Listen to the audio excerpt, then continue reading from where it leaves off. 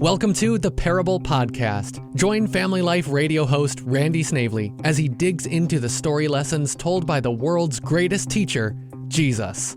Today's episode, Hiding in Plain Sight.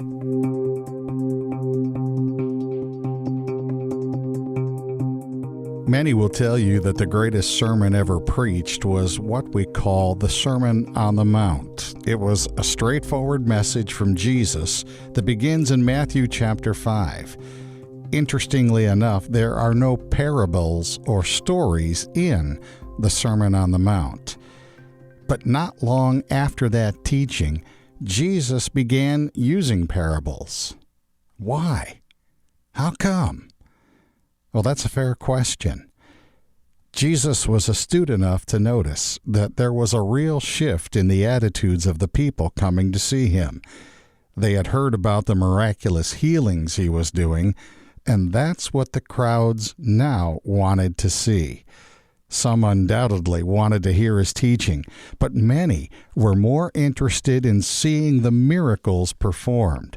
It was almost as if they were saying, "Quit talking so much and do some stunts." Pick it up in Mark chapter 4, beginning at verse 1.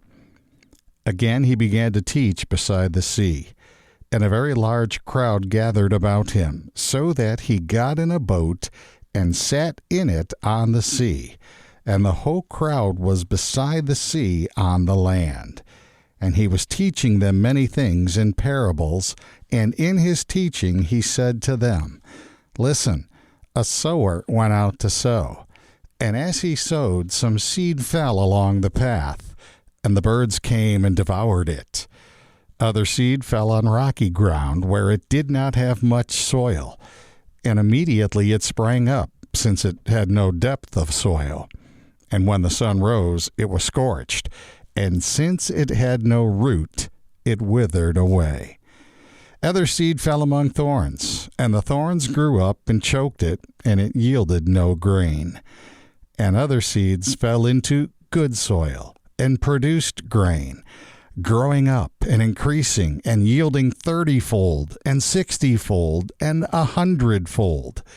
And he said, He who has ears to hear, let him hear. And when he was alone, those around him with the 12 asked him about the parables.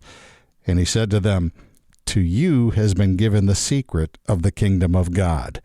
But for those outside, everything is in parables, so that they may indeed see but not perceive, and may indeed hear but not understand, lest they should turn and be forgiven. And he said to them, Do you not understand this parable? How then will you understand all the parables? Jesus' primary concern was healing people on the inside.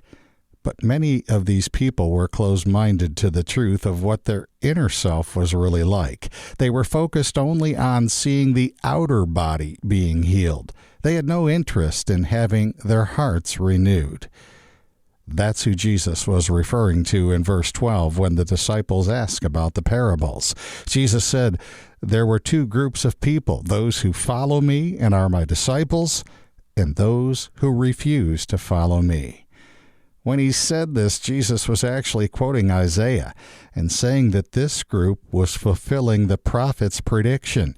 You've turned off your minds and have no interest in what I have to say. Because of it, you can't see the truth. It is hidden from you.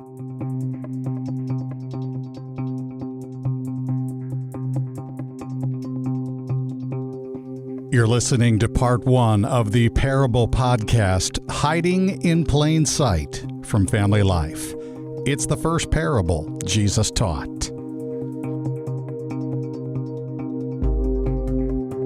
Now, if you're like me, you love a good mystery. Whether it's a movie I'm watching or a book I'm reading, I love trying to figure out who done it, or what happened, or how something was done before it's revealed to everybody else.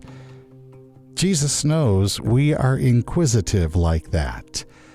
By telling parables, he hones in on our interest and curiosity. To those who are not followers of Christ, it ends up just being an interesting story, and its truths remain hidden. But followers of Jesus start digging and searching for what is really being said. And not only does a story arouse our curiosity and cause us to search for a hidden meaning, the truths uncovered are revealed to us in stages. Mark 4:33 tells us Jesus taught using parables as they were able to hear it. The Message says, with many stories like these, he presented his message to them, fitting the stories to their experience and maturity. Jesus said in John 16:12, I have many things to say to you, but you cannot understand them now.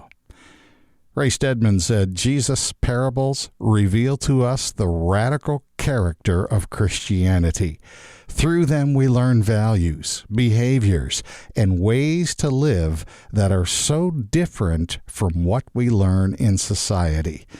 Stedman goes on to say, it is so different that we resist it at first, and then God gradually opens our eyes and allows us to see ourselves as we really are.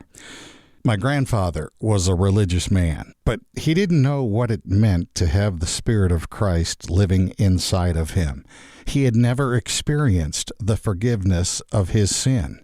After an insurance agent shared the teachings of Jesus with him and other Bible passages, and Grandpa's eyes were opened, he proclaimed, I see it! And he trusted Christ to forgive his sin and come live in him. You see, God reveals his truths as we are able to hear them. Paul taught that as well in 1 Corinthians 3:2. I fed you with milk, not solid food. You were not ready for it. And that's how we are. You don't give a baby a T-bone steak. I mean, they're just not ready for it yet. So the parable hides the truth from one group, the unbelievers, and reveals the truth to the other group, the followers of Christ, that we might receive its message only once we are able to understand it. Jesus gives us another reason for telling parables by using a parable. If you look at Mark 4, verses 21 through 23, and he said to them, is a lamp brought in to be put under a basket or under a bed and not on a stand? For nothing is hidden except to be made manifest, nor is anything secret except to come to light. If anyone has ears to hear, let him hear. Again, Jesus is just simply saying there, think about it. So let's call this the principle of hiding in plain sight. You almost could say that a parable is like an audio stereogram. A stereogram is a 3D picture hidden inside another picture, and you don't see that 3D image at first. But after staring at the picture and studying it for a while, all of a sudden, that 3D image comes into view. And that's what a parable does. It reveals the truths based on what we can handle. And those truths stay with us because the story highlights it.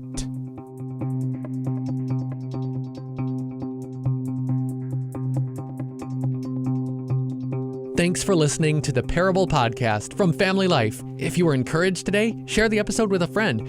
And don't forget to subscribe. You can find more shows like this one at familylife.org/podcast. And you can help to make content like this possible when you support at familylife.org/give.